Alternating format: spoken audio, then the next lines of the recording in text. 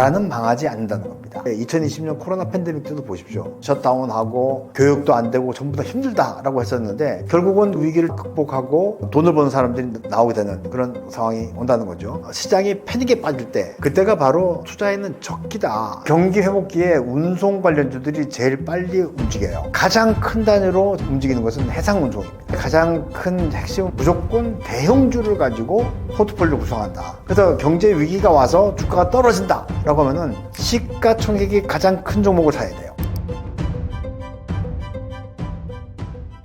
주식 투자에서 중요하다고 얘기하는 주기의 반복성이란 정확히 무슨 뜻인가요?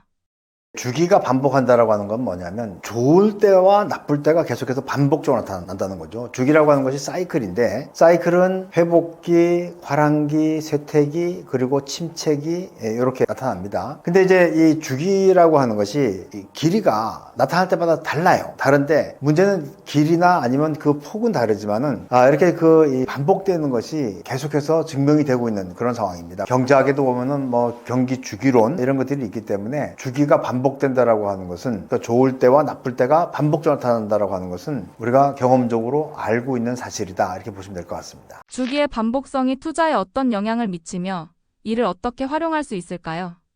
이 위기와 기회가 반복되는 그 이유부터 좀 살펴볼 필요가 있을 것 같은데요. 돈에 대한 사람들의 욕망이 변하지 않기 때문에 그래요. 사업을 하는 사람들 같은 경우에도 잘 될 때 우리가 들어올 때 노를 저어야 한다 뭐 이런 얘기들 많이 하지 않습니까? 그러니까 장사가 잘 될 때는 공장을 늘리고 재고도 늘리고 막 그래요. 그런데 영원히 물건이 잘 팔리고 또 영원히 사업이 번창하는 건 아니죠. 어느 일정적인 정점에 가게 되면은 소비가 줄어들게 되고 그러면 재고 문제라든지 아니면 과잉 설비 문제라든지 이런 것들 때문에 경기가 확 꼬꾸라지는 그런 상황들이 생기는 것. 이게 바로 돈에 대한 인간의 욕망이 변하지 않는다라고 하는 걸로 이제 대체해 볼 수 있는 그런 상황이 될 것 같은데요. 이렇게 위기와 기회가 반복되는 원리를 우리가 알고 난다면은 이 위기 상황이 오면 사람들이 모두 다 위축되죠. 하지만 사람들이 위축될 때가 바로 이제 좋은 투자 기회라고 볼 수 있을 것 같고 완전히 그 기회가 와서 사람들이 막 너도 투자를 하려고 뛰어들 때 이제 사실 좀 위험을 감지할 수 있는 상황이 돼야 되는 거죠. 그래서 다시 한번 말씀드리면 위기 상황이 오면은 과감하고 그리고 정확하게 투자가 가능해지고요. 그리고 모든 사람들이 기회를 잡기 위해서 시장으로 막 달려들 때 이때 나는 위험을 느끼고 투자를 철회하는 이런 역발상적인 그런 투자 이제 가능하다라고 이제 볼 수가 있을 것 같고요. 또 과거에 있었던 위기 상황들을 놓고 보면은 예를 들어서 주가가 급락하는 상황이 이제 위기가 왔을 때 나타나지 않습니까? 그 주가가 급락하게 되면은 주가가 급반등하는 그런 경우가 생기게 되는데 이때 어디에 투자해야 되느냐? 주기의 반복성을 통해 가지고 우리가 알게 되는 거죠. 결론적으로 말씀드리면 떨어질 때 우리가 과감하게 투자를 할 수 있다면 어디에? 바로 대형주에 투자를 하면 그 위기로부터 우리가 빨리 회복될 수 있고 또 수익도 낼 수 있다 이렇게 볼 수 있을 것 같습니다. 경제적인 위기나 시장의 불확실성을 어떻게 구분하고 이를 투자 기회로 전환하는 방법은 무엇인가요?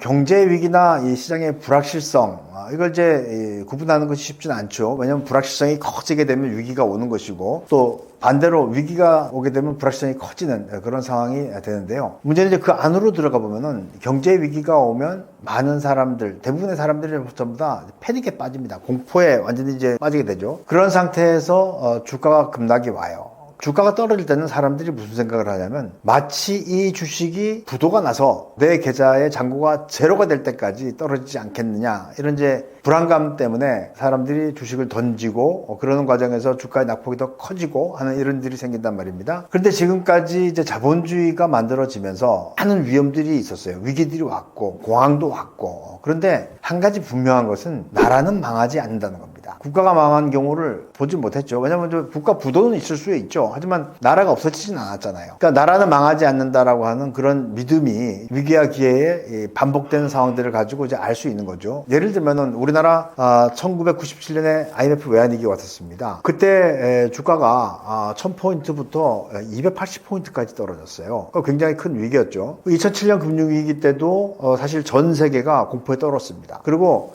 가까운 이 과거에 2020년 코로나 팬데믹 때도 보십시오. 전부 다 셧다운하고 교육도 안 되고 전부 다 힘들다라고 했었는데 결국은 그 위기를 전부 다 극복하고 돈을 버는 사람들이 나오게 되는 그런 상황이 온다는 거죠. 이런 관점에서 본다면은 위기가 와서 시장이 패닉에 빠질 때 그때가 바로 투자에는 적기다 이렇게 볼 수 있을 것 같습니다. 시장이 패닉에 빠지면 그때가 기회가 될 수 있다고 하셨는데 현재 한국 경제에 온 패닉도 기회로 볼 수 있을까요? 지금 현재 상황은 아직까지는 불확실성이 해소가 되지 않았죠. 왜냐하면 이제 많은 사람들이 이 정치와 경제를 분리해서 보려고 하는 사람들이 있는데 그건 굉장히 잘못된 생각입니다. 정치가 경제에 영향을 주는 것이 맞잖아요. 누가 뭐라 해도 또 경제가 정치에 영향을 주기도 합니다. 근데 아직까지 그 불확실성들이 없어지지 않았기 때문에 아직은 그것이 기회인지 아니면 조금 더 기다려야지 기회인지 알 수는 없지만 개인적으로는 지금 이미 충분히 낮은 수준인 것은 맞다 이렇게 보여집니다. 다만 이제 회복하는데 얼마나 긴 시간이 걸리느냐 이게 중요한 거죠. 왜냐하면 전 세계 이제 글로벌 시장을 보면은 그 수익률이 제일 나쁜 시장이 우리 시장이고 두 번째로 나쁜 시장이 중국 시장이거든요. 나머지들은 다 사상 최고치를 경신하고 있기 때문에 우리도 이제 이 불확실성이 거치게 되면은 그러면 시간이 좀 걸려서 그렇지 뒤따라갈 수 있지 않을까 생각이 됩니다. 시장의 위기와 기회가 반복되므로 투자자들은 각 주기에 따라 어떤 위험 관리 방법을 적용해야 할까요?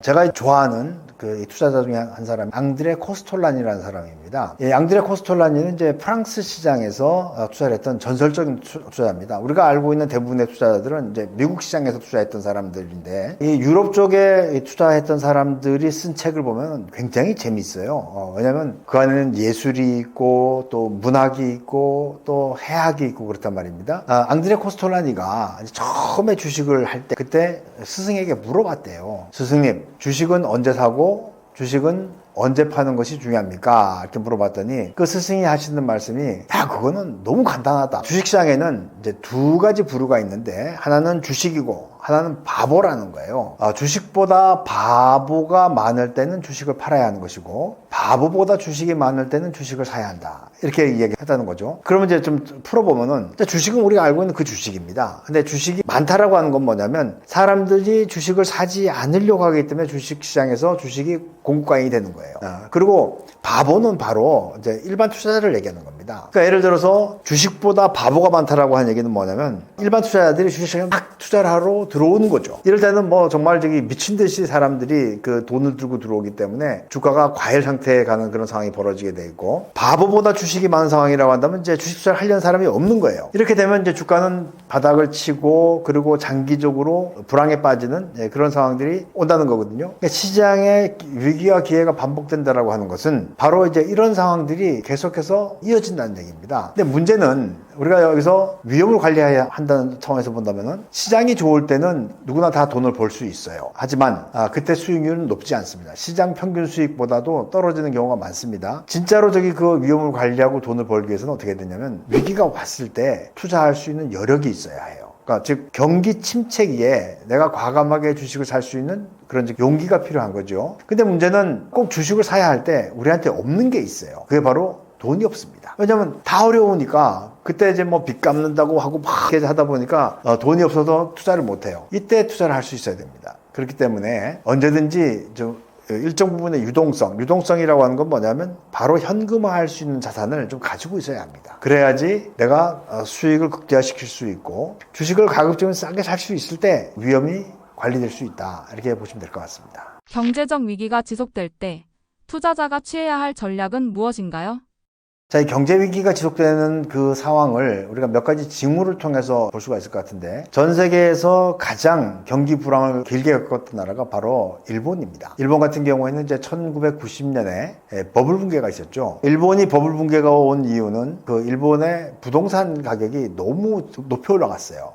그런데 그때 이 부동산 가격을 잡기 위해서 그런 것이 아니고 당시에 국제결제은행이라고 하는 데서 금융기관들한테 자본 건전성을 지키라고 이야기를 했단 말입니다. 뭐 예를 들면 투자하시는 분들은 그 용어는 아실 거예요. BIS 자기자본 비율 8% 이렇게 했는데 그게 그때 처음 생긴 거예요. 1989년에 처음 맞춰라라고 했는데 일본 사람들이 그걸 못 맞추고 있었단 말이죠. 그래서 이제 그 자기자본 비율을 맞추려다 보니까 증자도 해야 되겠고 증자가 안 되면 대출 회수를 해야 되는 거죠. 그래서 이렇게 무자비하게 대출 회수를 하는 과정에서 부동산 가격이 급락을 했어요. 그 이후에 일본은 저금리, 저물가, 그리고 저소비 이런 현상들이 이제 이어지고 있습니다. 지금 이제 우리나라 같은 경우에도 보면은 저출생이 있죠. 그리고 가계부채가 많죠. 그리고 빚을 갚아야 되기 때문에 사람들의 소비 성향이 굉장히 떨어져 있어요. 소비 성향이라고 하는 건 뭐냐면 내가 한 달 동안 벌어들인 그 돈에서 소비할 수 있는 금액이 차지하는 비중을 얘기하는데 빚 갚느라고 더 이상 쓸 수 있는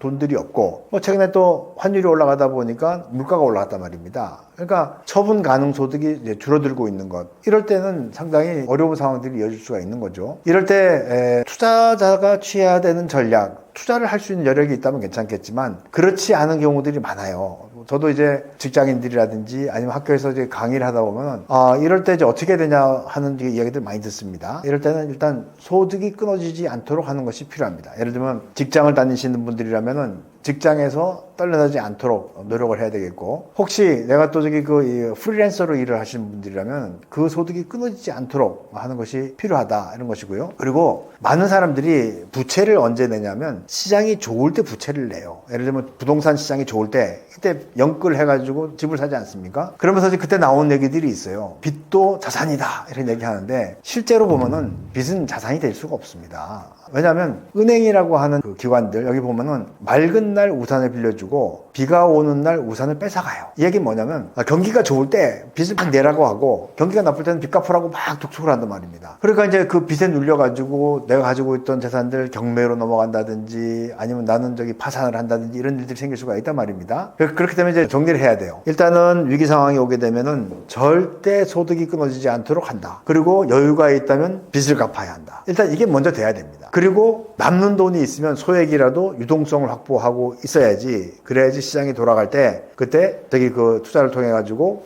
수익을 내는 거죠. 저는 뭐 개인적으로는 지금 가장 중요한 것은 하루에 두 끼만 먹더라도 빚을 갚아야 한다. 경제 주기와 관련된 글로벌 사건들은 주식 시장에 어떤 영향을 미칠까요? 우리가 이제 그 경제 주기, 또 경기 주기라고 하는 것을 좀 이제 이해할 필요가 있을 것 같은데요.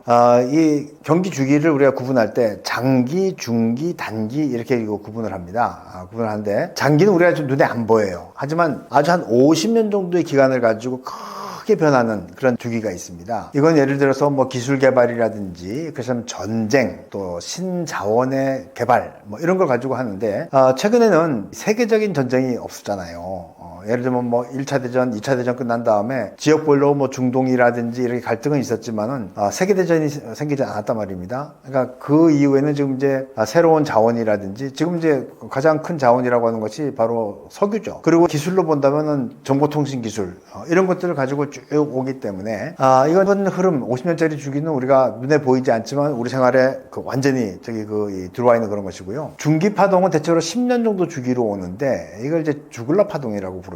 장기는 이제 콘트라테프 파동이라고 하고 주글라는 이 기업들의 설비 투자하고 관련돼 있기 때문에 개인 투자자들이 느끼는 것은 쉽지가 않아요. 근데 이제 우리가 가깝게 느끼는 건 뭐냐면 이제 단기 파동입니다. 단기 파동은 파동을 발견한 사람의 이름을 따서 키친 파동이라고 하는데 대체로 평균 40개월 정도 됩니다. 40개월이니까 한 3년 반 정도 기간을 가지고 좋았다 나빴다 좋았다 나빴다 좋았다 나빴다 이렇게 한단 말이에요. 그래서 우리가 이제 글로벌 주식 시장에 경기 주기가 미치는 영향이라고 한다면 일반적으로 짧은 파동, 키친 파동을 가지고 이제 보게 되는데 이거는 경기가 이제 저기 순환하게 되는 거니까 빨리 우리한테 오는 것이고 그리고 아마 증권사라든지 우리나라의 그 경제기관들 여기에서 경기 전망을 낼 때 대체로 보면은 이제 단기 이 파동을 가지고 내게 됩니다. 이럴 때는 이제 경기 회복기 또 경기 화랑기, 쇠퇴기, 침체기 이렇게 나눠 볼 수가 있는데 이때 그 40개월의 어떤 이 파동을 가지고 볼 때는 경기 침체기의 주식을 사셔야 해요. 그런데 보세요. 경기가 좋아진다라고 하면은 제일 먼저 생각해야 되는 게 뭐냐면 경기가 좋아지기 위해서는 사람도 움직여야 하고 그리고 물건도 움직여야 돼요. 물건도 이게 제일 먼저 움직이게 됩니다. 그러면은 사람도 실어 나르고 원재료라든지 아니면 저기 이 물건들을 실어 나르기 위해서 가장 필요한 것이 무엇이냐? 바로 운송주입니다. 그래서 경기 회복기에 운송 관련주들이 제일 빨리 움직여요. 근데 이때 육상 운송이 있고 해상 운송이 있고 그리고 항공 운송이 있는데 가장 큰 단위로 움직이는 것은 해상 운송입니다. 그래서 이제 우리 과거에 있었던 경우들을 가지고 본다면 단기 파동을 가지고 할 때 큰 수익이 나는 것은 운송과 관련된 해운에서 가장 큰 수익이 많이 나는 경우가 있고, 근데 문제는 이제 해운하고 관련돼 있는 것 중에 조선도 있거든요. 그래서 어떨 때는 해운이 먼저 올 수도 있고 어떨 때는 조선이 먼저 올 수도 있고, 이건 케이스 바이 케이스입니다. 그래서 단기 투자는 이제 이렇게 맞춰 나가시는 거. 처음에 이제 경기가 될 때 하는 운송주들, 그 다음에 소재 관련주들이 있단 말이에요. 경기가 살아날 때 제품의 가장 핵심이 되는 재료들, 그건 이제 가장 대표적인 것이 석유화학, 그 다음에 철강, 반도체, 뭐 이런 것들을 가지고 이야기하는데, 요즘 철강 같은 경우에는 이 중국 쪽에 너무 크게 영향을 받기 때문에 이건 좀 뭐 쉽지 않다고 이제 보여지고요. 반도체 같은 경우에는 이제 늘상 많이 쓰고 있는 것이고, 그리고 또 최근에 경기하고 무관하게 AI 시대가 오면서 디램 같은 경우에 많이 좀 쓰고 있잖아요. 그렇다면 경기에 결정적으로 영향받는 것은 아마 해운과 조선이 되지 않겠는가, 이런 생각을 하게 되고요. 그 다음에 이제 실제로 연구를 해보면은 아주 큰 수익이 나는 그런 종목들은 콘트라TF하고 관련이 있어요. 정보통신. 우리 보면은 정보통신의 핵심이 됐던 것이 반도체였죠. 반도체를 보면은 삼성전자가 IMF 외환위기 이후에 그 주가가 올라갈 때 액면 분할 전까지 한 78배, 그러니까 17,800% 정도 그 수익이 났었고, 그 다음에 이제 우리 알고 있는 인터넷 포털 있지 않습니까? 뭐 네이버라든지 이거 엄청 났었죠. 그 다음에 이동통신의 SK텔레콤. 이렇게 보면은 우리가 이제 장기적으로 봤을 때는 콘트라티브 파동, 그 경기 주기가 긴 거, 그래서 기술에 대한 이해를 좀 해야 되고, 단기적으로는 이제 순발력 있게 각 업종별로 어떻게 그들을 맞춰 나가는지, 이런 것들을 좀 고민하시면은 주식시장을 좀 재미있게 볼 수 있는 팁이 되지 않을까 싶은 생각이 듭니다. 경제 위기에 추천하는 주식 종목은 무엇이 있을까요? 시장이 움직이는 원리를 좀 알아야 될 것 같아요. 이제 경제 위기가 오면, 그러면 이제 주가가 급락을 하게 되잖아요. 근데 최근에 주식시장을 움직이는 여러 그 힘들을 가지고 본다면, 이제 기관 투자가들도 있고, 외국인 투자가들도 있고, 그래요. 개인 투자자들의 힘보다는 기관이라든지 외국인 투자가들의 힘이 더 센데, 기관이나 외국인 투자가들이 운용하는 그 운용 스타일이 인덱스 투자입니다. 인덱스 투자라고 하는 것은 뭐냐면 지수랑 같이 움직이게 되는 거거든요. 인덱스 투자의 가장 큰 핵심은 뭐냐면 무조건 대형주를 가지고 포트폴리오를 구성한다, 펀드를. 그래서 경제 위기가 와서 주가가 떨어진다 라고 하면은 시가총액이 가장 큰 종목을 사야 돼요. 우리나라에서는 삼성전자를 사면 지금 현재는 그러면 평균 이상의 수익을 낼 수 있다. 이 방법이 없어요. 난 삼성전자가 좀 부담스럽다라고 하면은 두 번째 SK텔레콤을 산다든지, 그렇지 않으면 LG에너지솔루션을 산다든지, 이거는 그 기업의 수익성이 좋고 나쁘고의 문제가 아니고 시장이 돌아가는 기본적인 원리이기 때문에, 이거는 그냥 습관적으로 그렇게 투자를 하셔야지, 그래야지 시장에 떨어지지 않습니다. 예를 들어서 나는 뭐 경제 위기가 왔는데 이때 정말 가치 투자를 하기 위해서 중소형주를 샀다, 절대 올라가지 않습니다. 그래서 그 순서를 맞추셔야 돼요. 일단 대형주를 통해서 주가가 올라오는 것을 보고, 그 다음에 이제 위기가 서서히 거치게 되면 이제 기업들의 펀더멘탈이 살아날 때, 그럴 때 이제 중소형주를 가도 괜찮지만은 주가가 V자로 이렇게 급등락을 할 때는 절대 중소형주는 안 됩니다. 시가총액 큰 종목으로만 가야 됩니다. 추천하시는 주식 투자 프로그램은 있으실까요? 사람들이 제일 많이 쓰는 그 HTS나 MTS를 좋은데, 본인의 계좌가 어디 있느냐가 제일 중요해요. 계좌가. 그래서 내가 예를 들어서 내가 만약에 이제 미래에셋에 계좌 개설을 했다라고 하면은 미래에셋의 HTS나 MTS를 사용하는 것이고 하는 건데, 그 증권사마다 조금씩 그 특색이 있어요. 예를 들면 미래에셋 같은 경우에는 자산 관리가 굉장히 잘 돼 있는 그런 쪽이고, 그리고 이제 펀드 투자를 많이 하는 그런 그 증권사들도 있고, 또 일반 투자자들이 내가 많은 도움을 받지 않겠다, 전문가로부터, 이렇게 되면은 수수료가 싼 쪽으로 가는 경우도 있습니다. 그럴 때는 예를 들면 뭐 키움증권이라든지 이렇게 하는데, 저는 개인적으로 최근에 많이 쓰고 있는 것은 키움증권 HTS라든지 MTS를 쓰고 있는데, 이게 가장 많은 사람들이 쓰고 있기 때문에 그 오류가 나더라도 빨리빨리 고쳐지게 되고, 그리고 또 이 프로그램을 계속해서 바꿔나가는 그런 속도를 가지고 본다면은 아무래도 가장 많은 투자자들이 쓰는 HTS나 MTS가 좋지 않겠나 생각이 됩니다. HTS는 홈 트레이딩 시스템을 얘기하는 거고, MTS는 모바일 트레이딩 그 시스템을 얘기하는 거니까, 노트북 이상에서 쓰는 것은 HTS, 그리고 이제 휴대폰이라든지 아니면 태블릿이라든지 이런 데 쓰는 것은 MTS, 이렇게 이제 구분하셔야 되는데, HTS가 정보가 가장 많아요. 왜냐하면 MTS는 HTS에 있는 것을 좀 축소를 시켜놓은 그런 부분들이 있기 때문에 저기 이 HTS를 가지고 보시는 것이 기본이고 바쁠 때는 이제 MTS 그렇게 하시는 게 좋습니다. 예. 시간이 있으면 컴퓨터를 켜서 노트북이라든지 데스크탑을 켜서 많은 정보들을 보면서 하는 게 중요하고요. 근데 이제 밖에 나가 있으면은 하기가 어려우니까 이럴 때는 이제 모바일이나 이제 그 탭을 가지고 보는데 매매를 할 때는 그걸 써도 괜찮지만 뭐 주식을 분석한다든지 이렇게 할 때는 이제 HTS를 가지고 보는 것이 오히려 더 낫죠.